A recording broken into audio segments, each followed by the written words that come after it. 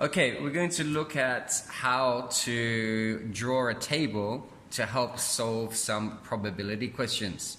So the two questions we're going to look at solving here are: what's the probability of throwing at least one six on these two dice, and what's the probability of rolling a 6 and a 6? So the first one, what's the probability of at least one 6? And we need to look at these particular dice and we need to think of them as separate events. So this here is one event, getting a 6 on here. So if I get a 6 on here, then I can get any other number on this particular dice.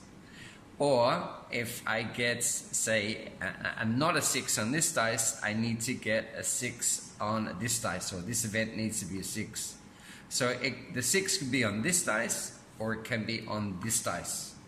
The second one is I need to get a 6 and a 6.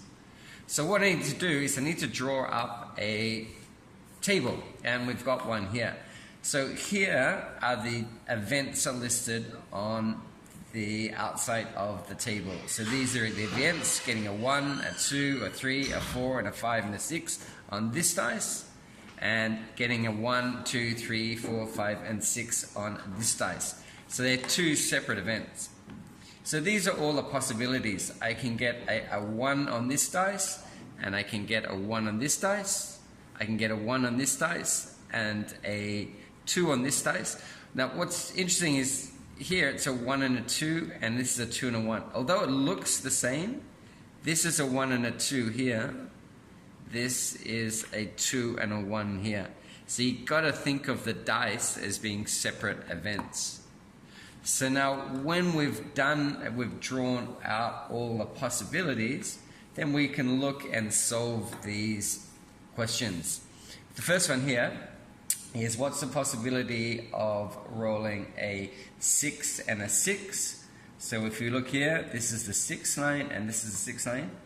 There's only one possibility of that.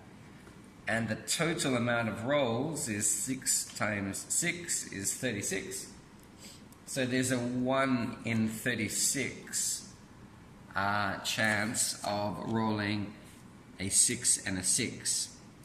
In this one, what's the probability of rolling at least one 6?